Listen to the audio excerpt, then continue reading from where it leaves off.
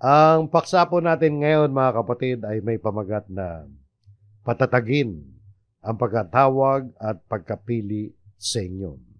Ang mga bersyon ng Biblia na ating gagamitin ay ang Bagong Biblia at New King James Version. Ang ating paksa mga kapatid ay hinango natin yan sa ating main verse dito sa 2 Pedro 1:10. Actually mga kapatid, ang coverage nito ay 2 Pedro 1 verse 3 hanggang 10. Pero main verse natin 1:10, yung huling talata ron sa nabanggit natin 3 hanggang 10. O basahin po muna natin mga kapatid na dito natin hinango yung ating title sa sinabi ni Apostol Pedro. Ang sabi niya, kaya mga kapatid, lalong pagsikapan ninyo na patatagin ang pagkatawag at pagkapili sa inyo. Sapagkat kung gawin ninyo ang mga bagay na ito, hindi kayo matitisod kailanman. Dito mga kapatid, sa main verse natin, kinuha yung title natin nung banggitin ni Apostol Pedro na pagsikapan ninyo na patatagin ang pagkatawag at pagkapili sa inyo. So yung title natin ay patatagin ang pagkatawag at pagkapili sa atin. Pagtawag ng Diyos at pagpili sa atin. Yan po ang pinag-uusapan dito, na dapat ay maging matatag tayo.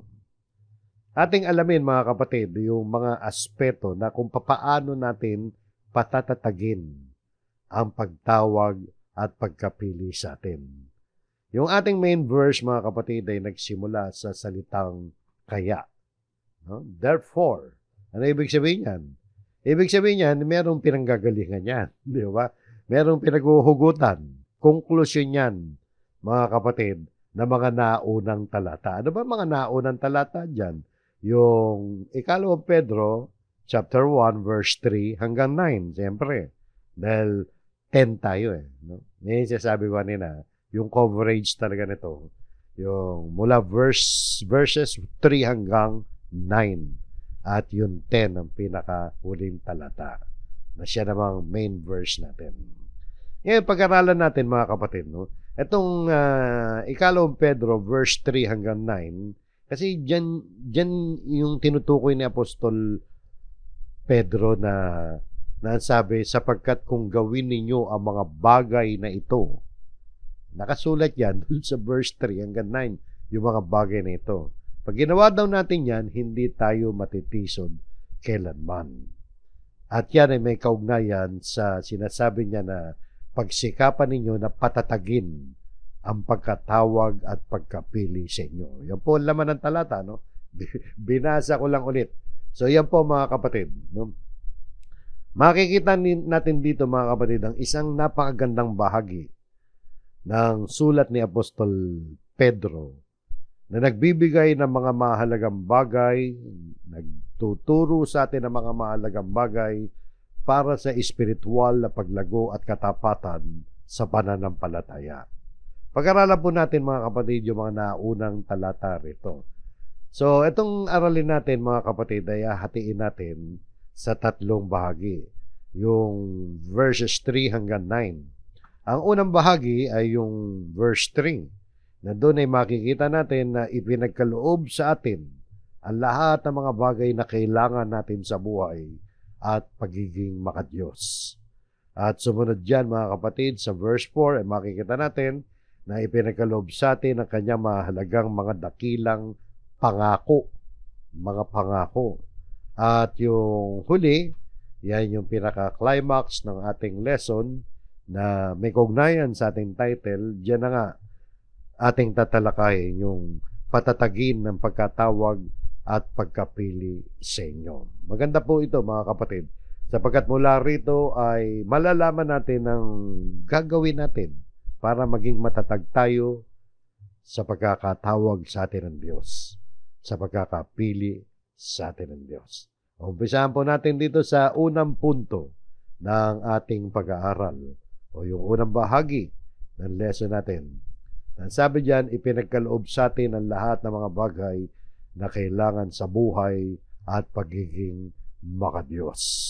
Ang talatang ito mga kapatid ay isang makabuluhang pahayag tungkol sa biyaya at kapangyarihan na ipinagkaloob ng Diyos sa mga mananampalataya. Suriin natin mga kapatid ang bawat parirala na nakasaad dito. Una, sabi ni Pedro, ipinagkaloob sa atin ng kanyang banal na kapangyarihan. Yan ay nagpapakita mga kapatid na merong ibinigay sa atin ang Diyos. Na ibigay sa atin yan sa pamamagitan ng kanyang banal na kapangyarihan. Sa Diyos nang galing yung mga kaloob na ito. Ano ang ipinagkaloob sa atin ng Diyos ng kanyang banal na kapangyarihan? Sumunod na talata, ang sabi, ipinagkaloob sa atin ng kanyang banal na kapangyarihan ang lahat ng mga bagay na kailangan sa buhay at pagiging makadiyos. Imagine ninyo yan mga kapatid. Lahat daw ng bagay na kailangan natin sa buhay at yung pagiging makadiyos, ipinagkaloob sa atin ng Diyos yan sa pamamagitan ng kanyang banal na kapangyarihan.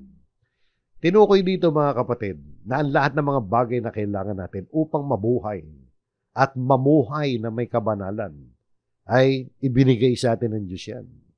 Yung salitang buhay rito mga kapatid ay hindi lamang tumutukoy sa physical at material na buhay natin. Pero kasama na dyan mga kapatid. Lahat ng kailangan natin sa physical na buhay natin at material na buhay natin ipinagkaloob sa atin. Tandaan nyo yung ibinigay sa atin, lahat ng kailangan natin. Hindi lahat ng luxury na bagay. No?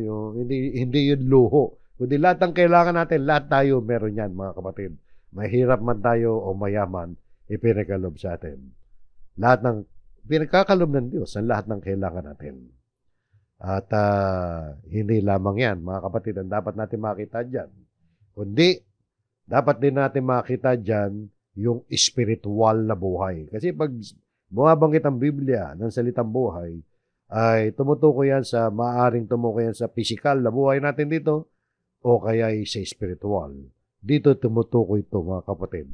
Kasama na yung spiritual na buhay natin. Ibig sabihin tungkol sa buhay yan na walang hanggan. Lahat ng kailangan natin, lahat ng bagay na kailangan natin sa buhay nito at upang tayo ay makarating mula sa buhay nito patungo sa buhay na walang hanggan, ipinagkaloob yan ng Diyos ng kanyang banal na kapangyarihan.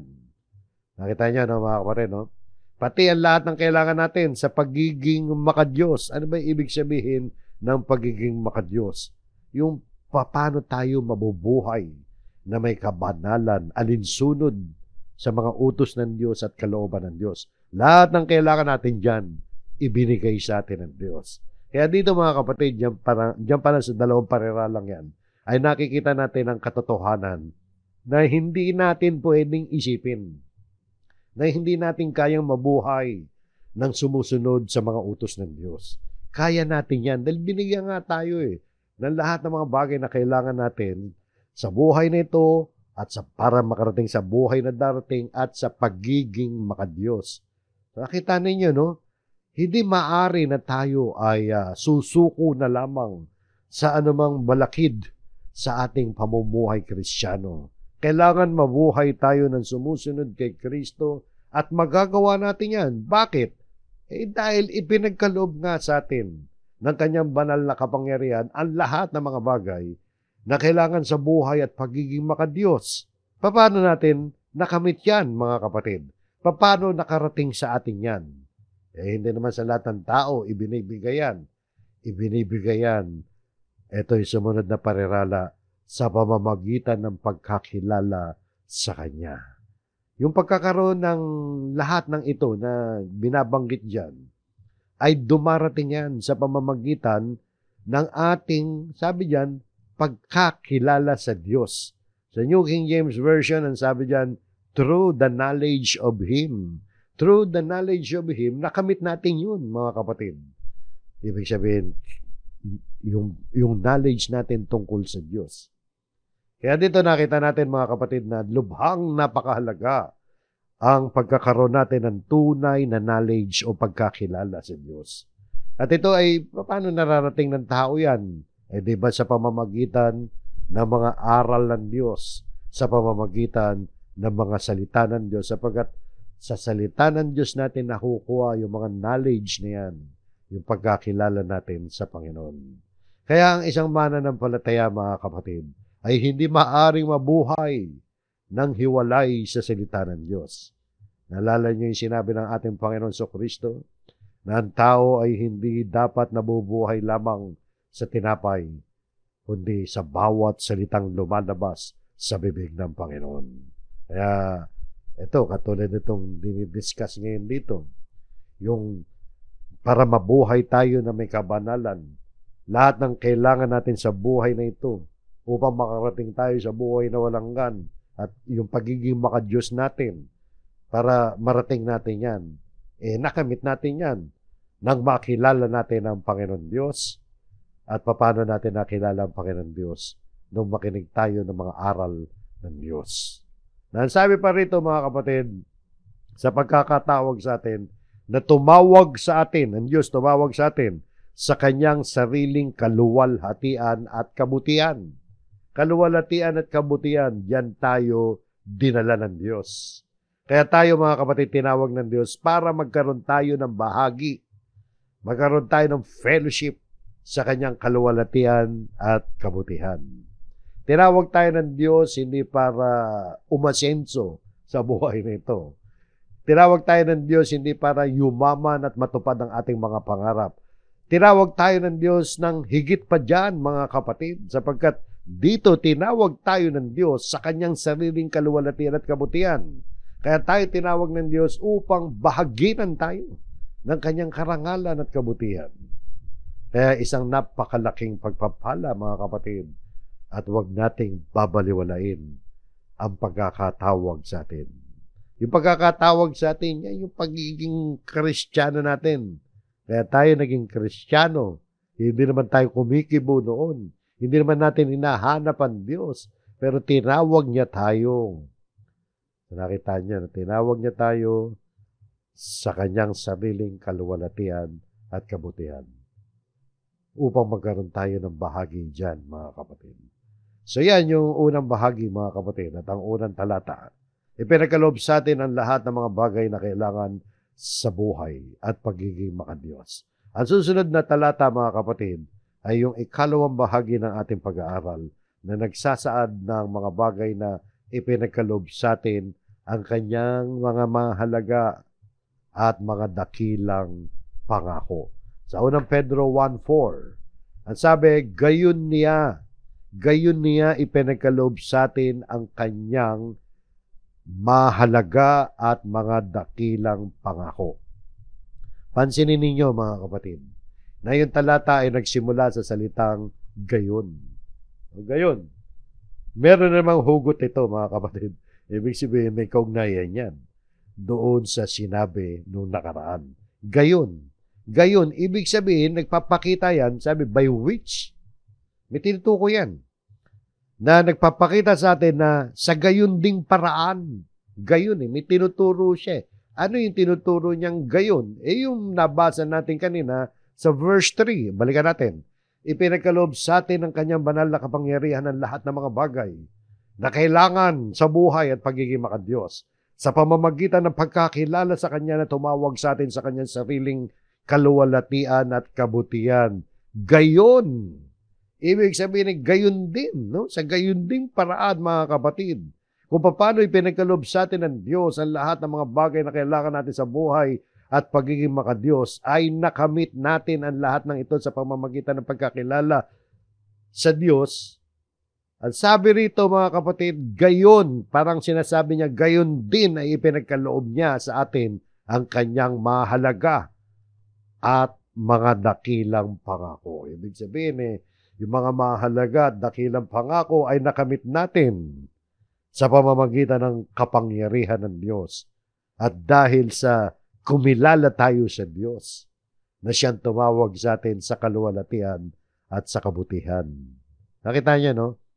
Kung paano yung sa verse 3, ganun din sa verse 4, na ipinagkaloob sa atin ang kanyang mahalaga at mga dakilang pangako, makakamit lamang natin yan dahil sa kinilala natin ng Diyos. Nagkaroon tayo ng pagkakilala sa ating Panginoon Diyos.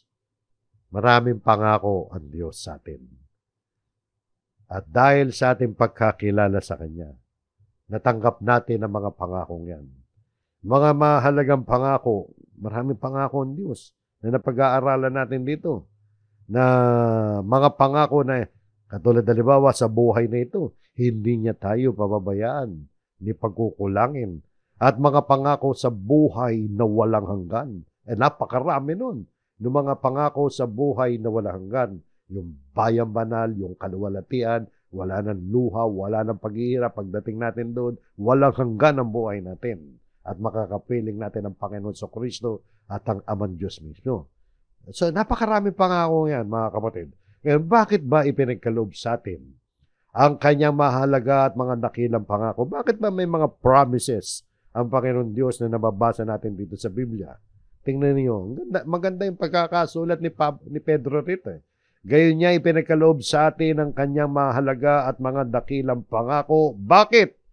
Upang sa pamamagitan ng mga ito ay makatakas kayo sa kabulukang nasa sanglibutan dahil sa masamang pita. Sa makatuwid sa pamamagitan ng mga mahalaga at mga dakilang pangakong ito ng Diyos sa atin, ay nagsisilbi itong mga inspirasyon sa atin para matakasan natin yung mga kabulukan daw na nasa sanlibutan dahil sa masamang pagnanasa na nagbubunga ng pagkapahamak. Sa makatuwid, nakatutulong na malaki yan sa atin na tayo binigyan ng mga dakila, mga mahalagang mga pangako ng Diyos, na yan ay mga kapatid, iniisip-isip natin, binubulay-bulay natin, sinampalatayanan natin, sinasampalatayanan natin. Sa ibang salita, mga kapatid, ay sa pamamagitan ng mga mahalagang mga dakilang pangako ng Diyos, nakakaiwas tayo sa mga mabibigat na kasalanan na maghahatid sa atin sa kamatayan. Kaya naman, mga kapatid, bago tayo magdesisyon na mabuhay sa kasalanan, bago tayo magdesisyon na mapahiwalay sa Diyos, isipin natin palagi yung mahalaga at mga dakilang pangako. Isipin natin yung mga pangako ng Diyos. Yan na magbibigay sa atin ng kalakasan para makaiwas tayo. Yan ang sinasabi ng talata, di ba? Kaya nagbibigay ng mga promises ang Panginoon Diyos dahil sa para makaiwas tayo. At bukod doon, sabi rito, dinugtong pa ni Pedro, at maging kabahagi kayo sa likas ng Diyos. Siyempre, kapag nakaiwas tayo sa mga kasalanan, hindi na tayo nabubuhay sa pagkakasala, at ang nagiging inspirasyon natin na yung mga pangako ng Diyos, nagiging kabahagi tayo sa likas ng Diyos. Ibig sabihin, sa pamamagitan ng mga mahalaga at mga dakilang pangako ng Diyos, tayo ay nagiging bahagi rin ng kalikasan o likas ng Diyos. Na parang yung sinabi rito sa Biblia, mga kapatid, na ang layunin ng Diyos ay maging kalarawan tayo ni Kristo. Ibig sabihin ay nagiging katulad tayo ni Kristo. Ni Kristo, naging katulad tayo ng Diyos sa kabanalan, sa katuwiran, at espiritual na kalikasan. Nagkakaroon tayo ng mas malalim na relasyon sa Diyos. Kaya dito, mga kapatid, nakita natin sa kabuuan ng talatang ito ay nagpapahayag ng mga layunin, ng mga pangako ng Diyos. Ang pagliligtas sa mga mananampalataya mula sa kabulukan ng sanlibutan at ang pagkakaroon ng bagong kalikasan na katulad ng sa Diyos at ng sa ating Panginoon Kristo. Isang buhay na puno ng kabanalan at katuwiran. So, tandaan yan.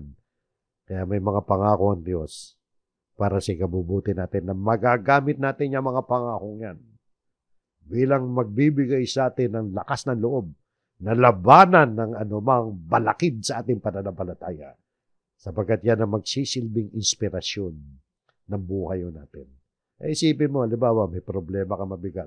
Yung problema mo, maaaring kalad ka rin kanya sa pagkakasala.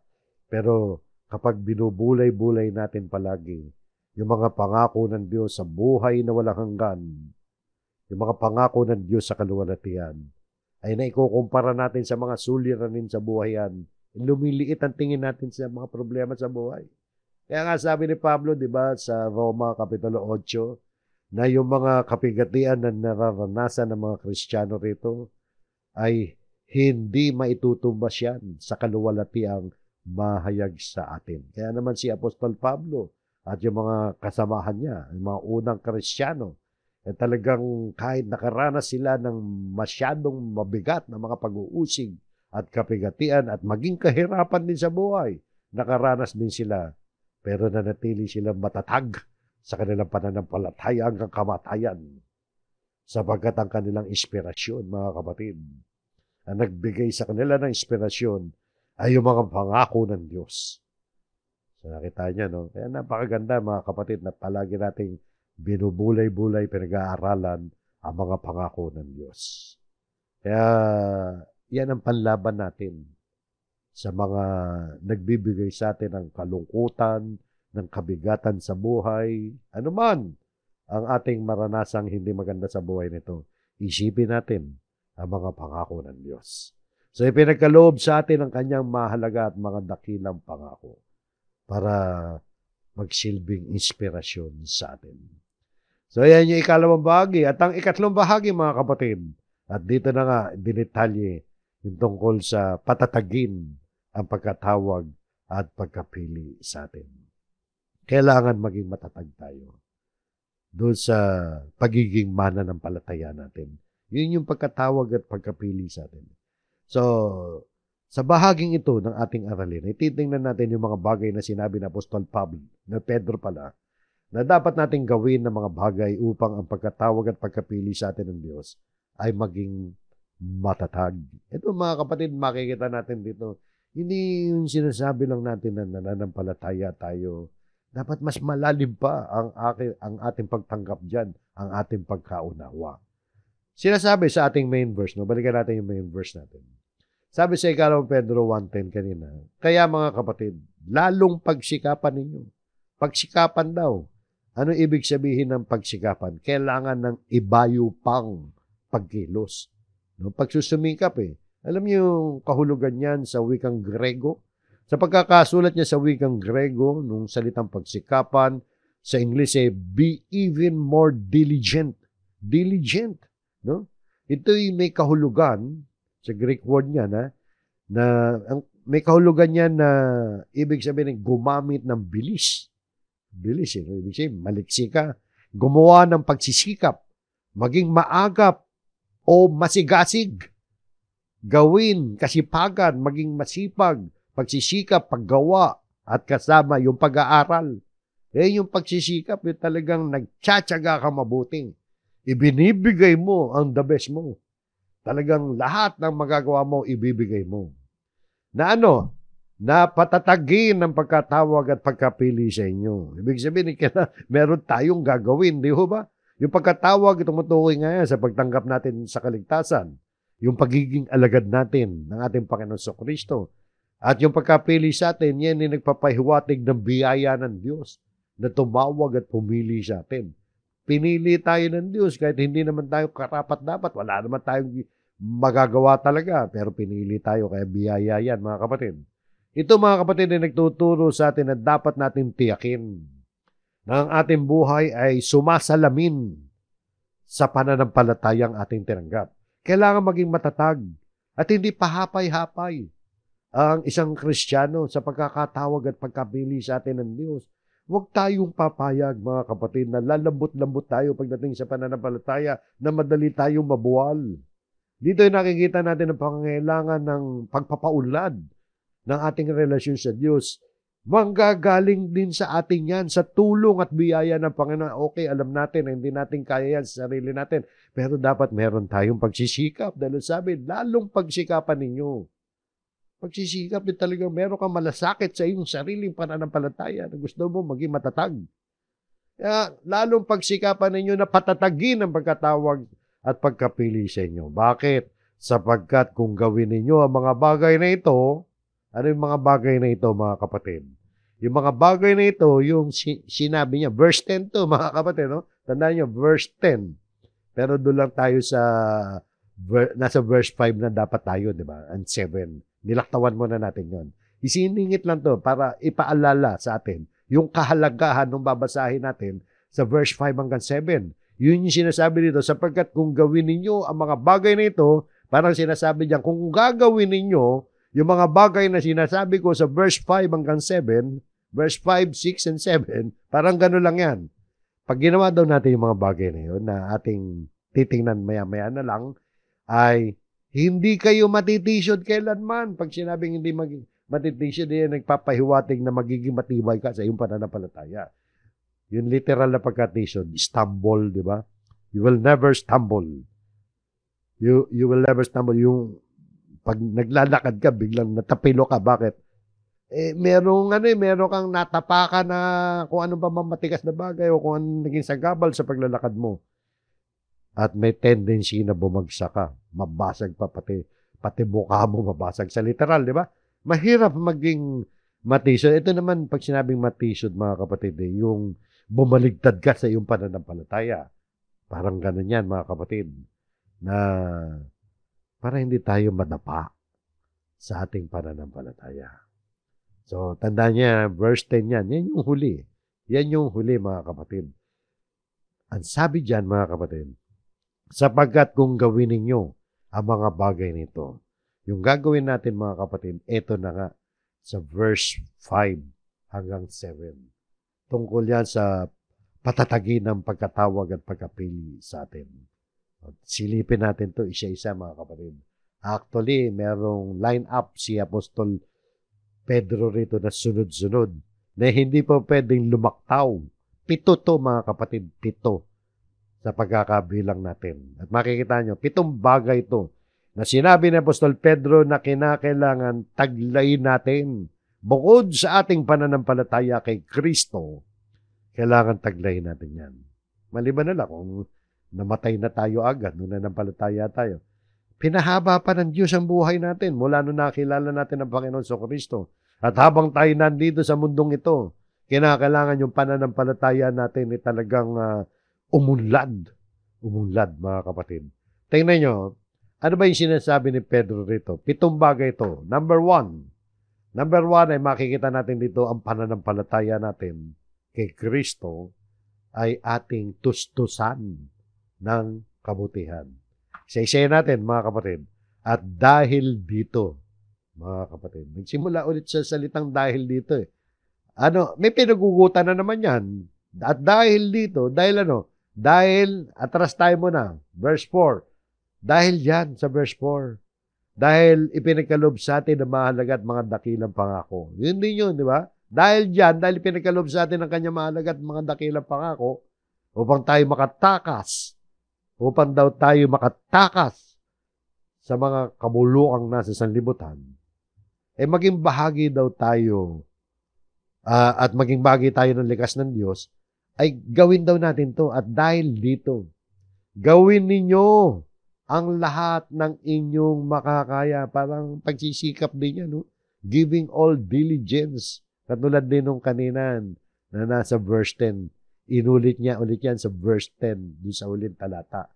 Gawin ninyo ang lahat ng inyong makakaya na natustusan ang inyong pananampalataya ng kabutihan. Pag sinabing tustusan, ano ibig sabihin yan? Add, idagdag. Kaya sa New King James Version, add to your faith virtue. Ito yung nagpapakita na kailangan magsikap tayo sa spiritual na paglago. Hindi sapat ang basta na pagtanggap ng pananampalataya. Kailangan palaguin natin yan. Hindi naman ibig sabihin maliligtas tayo ng dahil sa mga gawa natin. Pero habang binibigyan tayo ng buhay ng Diyos dito, mula nung nanampalataya tayo kay Kristo, ito ang dapat natin gawin. Bilang mga ligtas na, nananampalataya ka, okay, naligtas ka sa pamamagitan ng pananampalataya kay Kristo. Yung pananampalataya mo ay dagdagan mo ng kabutihan. Ano ba yung kabutihan? Di yung mga mabubuting gawa natin. Virtue. Sa English, virtue. Yung virtue, pag sinabing virtue, mga kapatid, yung high moral standard o yung mataas na uri ng moralidad. Mataas uri dapat yung moralidad natin. Yung pananampalataya ay hindi lamang sa salita, kundi nakikita ang resulta nito sa pamamagitan ng kabutihan. Di ba? Hindi pwede yung faith lang na walang resulta. Dapat nagbubunga yan ng kabutihan. ng mabubuting gawa. Nauna muna yung pananampalataya. Tandaan nyo hindi tayo maliligtas dahil sa naging mabuti ka lang. Hindi po pwede naging mabuti ka nung walang pananampalataya kay Kristo. Nauna muna nanampalataya ka at dahil sa ikaw ay nananampalataya kay Jesus, dapat nakikita sa iyo ang kabutihan. Kabutihan. Ngayon, meron na tayong kabutihan. Maraming klaseng kabutihan. Kaya yung sumunod, mga kapatid, sumunod na punto natin dito, 7 to Number 2, ang kabutihan ng kaalaman. Ibig sabihin, yung kabutihan, tustusan ng kaalaman, dagdagan ng kaalaman. Kailangan, merong kaalaman. Ano yung kaalaman? Knowledge. Knowledge yan ng mga aral ng Diyos, ng mga kalooban ng Diyos. Kasi maraming kabutihan, iniisip ang tao. Merong mabuti sa Diyos, pero sa tao, hindi niya nakikita mabuti. O kaya, merong mabuti sa tao, pero sa Diyos ay hindi.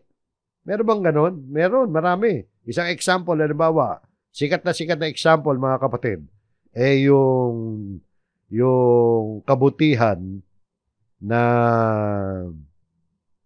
ayaw ng Diyos. Isang halimbawa niyan, yung alamat. Alamat lang naman. Alamat ni Robin Hood. At maraming gumagaya dyan. Ano ba si Robin Hood? Nang-hold up ng mga mayayaman para maitulong sa mga mahihirap. Mabuti ba yung tumulong sa mga mahihirap? Mabuti. Yung mang hold up ka, hindi mabuti.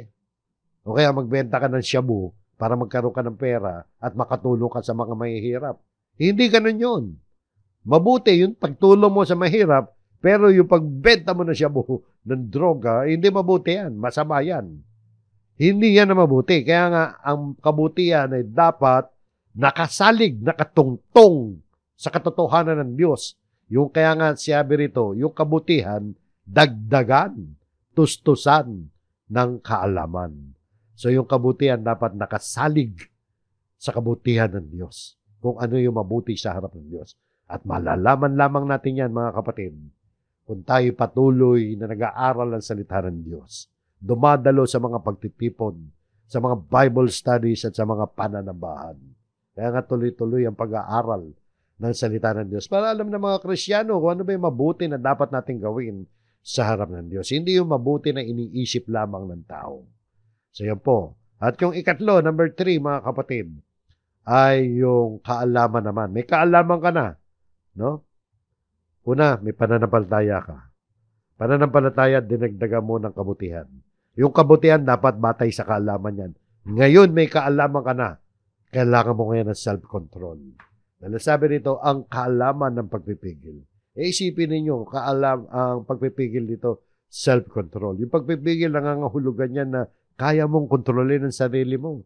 Yung pagpipigil ay pagdidisiplina sa sarili upang labanan ang mga tukso sa pagtaas ng ating kaalaman sa salita ng Diyos, sa mga kaalaman ng Diyos. Dapat yun ang maging batayan ng mas mahusay na disiplina at kontrol sa ating mga damdamin, sa ating mga pagkilos. Meron ka ng kaalaman ng salita ng Diyos. Meron ka ng kaalaman tungkol sa kalooban ng Diyos. Kailangan mo ngayong magpigil. Di ba? Kailangan mo magpigil. Alam mo na masama yan. Bakit? Natutunan mo. Alam mo na ito dapat mong gawin. Bakit? Natutunan mo yan. Dahil meron ka ng kaalaman. Kontrolin mo ngayon ang sarili mo. Kaya sa kaalaman, dagdagan natin ng self-control o pagpipigil. O may pagpipigil ka na, ano yung sumunod? Patong-patong to, mga kapatid, sunod-sunod No? Sunod-sunod, parang hagdanan yan. Hindi po pwedeng mawala yung isa rito. Ang pagpipigil ng pagtitiis. Yan ang number 4 natin. Yung pagpipigil ng pagtitiis. Yung pagtitiis, perseverance. Yan yung talagang nagtsatsaga ka. Nakatatagal ka. Perseverance, yung nakatatagal siya. Yung pagtitiis ay yung kakayahang manatili. Manatiling matatag at mapagtiis sa gitna ng mga pagsubok at mga paghihirap at anumang mga balakid sa pananampalataya upang makatagal tayo sa ating pagpipigil. Kailangan natin ngayon nadagdagan ng pagtitiis yung pagpipigil natin, di ba? Kailangan magtiis tayo. Kung hindi tayo makapagtitiis, ano mangyayari sa atin? Bibigay tayo para tayo lubid na mapapatid mula sa ating pagpipigil. Pigil ka ng pigil, hindi ka naman makapagtiis, bumigay ka ngayon. kakapusin ang ating self-control kung walang pagtitiis. Kaya ang pagpipigil, mga kapatid, ay dapat tustusan, dagdagan mo ng pagtitiis. At ang pagtitiis, para lalong makatagal ang pagtitiis, yung sumunod, ang pagtitiis ng pagiging makadiyos. Higit na magkakaroon ng kabuluhan ngayon, yung pagtitiis mo. Kung yan ay ginagawa mo dahil ikaw ay makadiyos. Ibig sabihin, mga kapatid, yung pagtitiis, dagdagan natin ang ganyan ng pagiging makadiyos, godliness. Ipinakikita dito, mga kapatid, na kaya natin magagawa o nagagawa ang pagtitiis dahil iniisip natin at pinapahalagahan natin yung mga bagay ng Diyos. Nagagawa natin ang pagtitiis sa ngalan ng Diyos at hindi sa ating hindi dahil sa ating sariling kakayahan, kundi nakikita natin, natatakot, meron tayong takot sa Diyos. Dahil mataas ang pagtingin at paggalang natin sa Panginoon Diyos. Kaya pagtitiis ng pagiging makadiyos. Yung pagiging makadiyos, yan yung pagiging malapit sa Diyos at pamumuhay ayon sa kanyang kautusan. Ito yung pamumuhay na may takot sa Diyos at may layunin na maging katulad niya. Nais natin marating yung maging kalarawan tayo ng ating Panginoon Kristo. Kaya natatagalan natin yan pagtitiis na yan dahil meron tayong pananampalataya nga rin at mga kaalaman, diba, etc.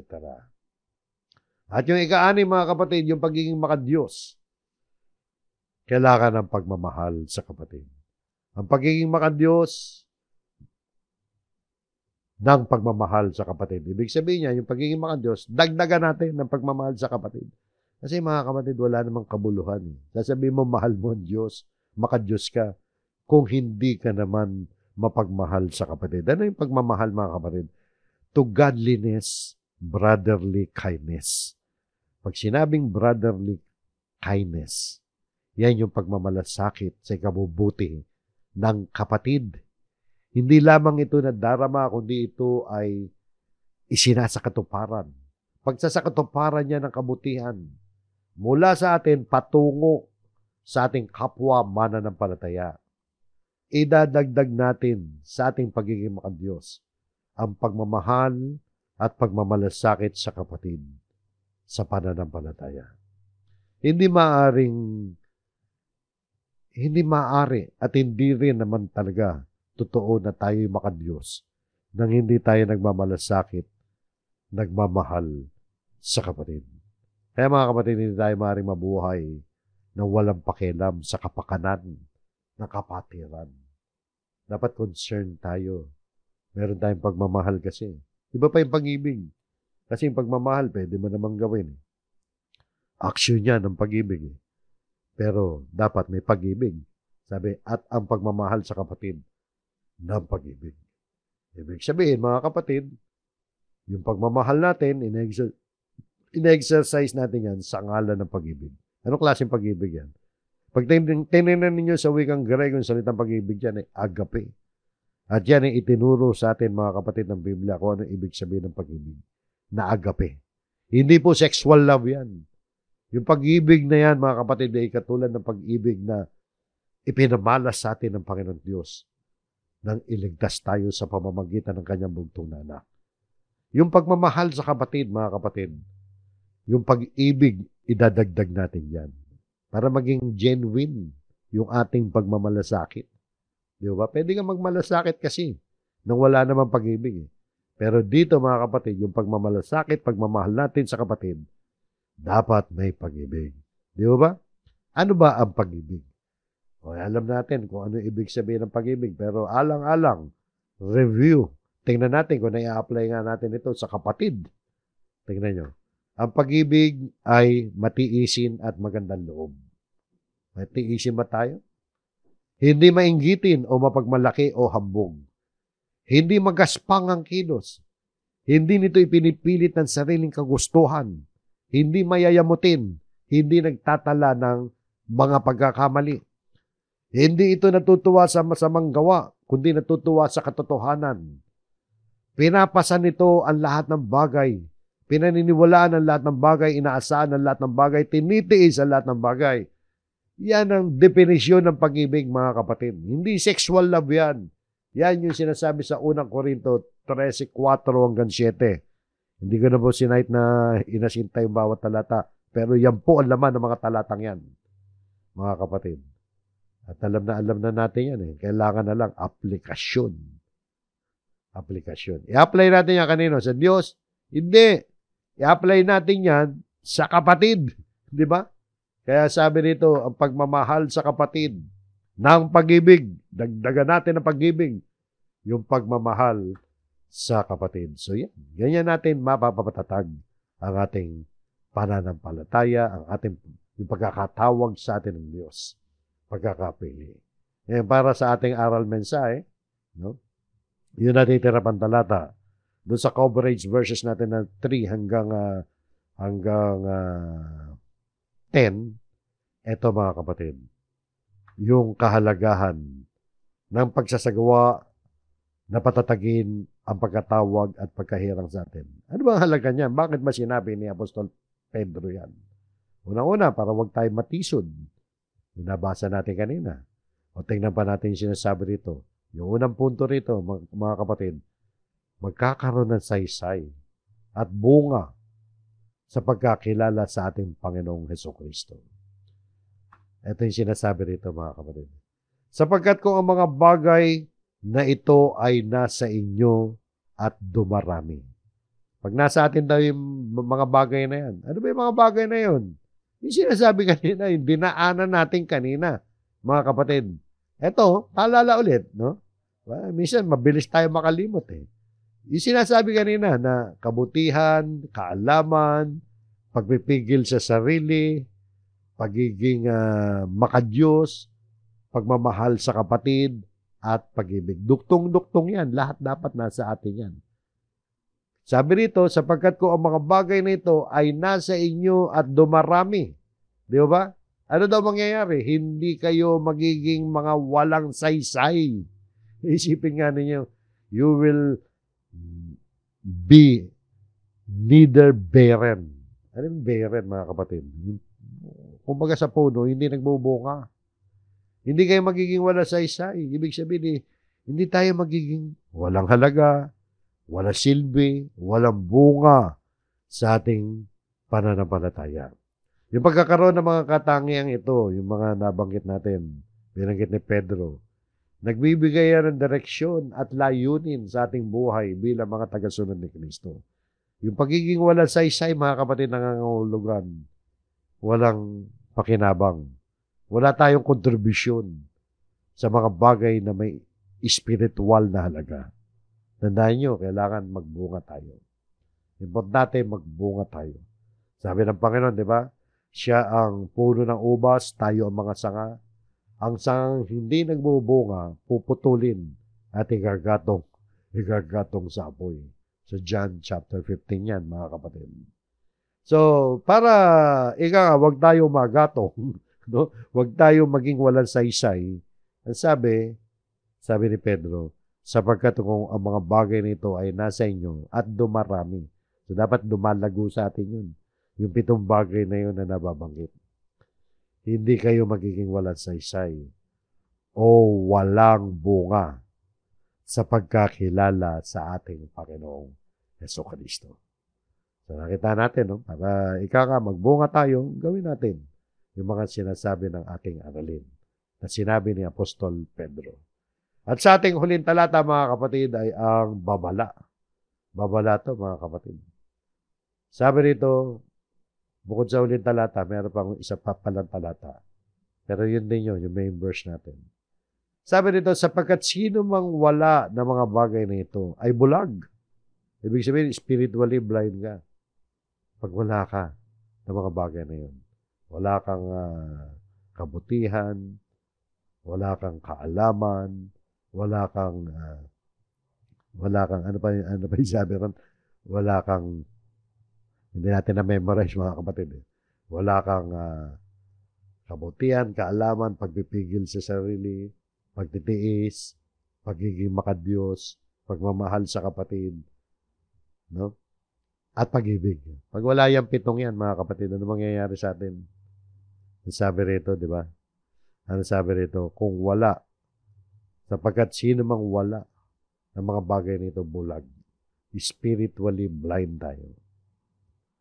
At ang nasa malapit lamang ang nakikita. Pag sinabing nasa malapit lamang nakikita lamang natin yung kasalukuyan.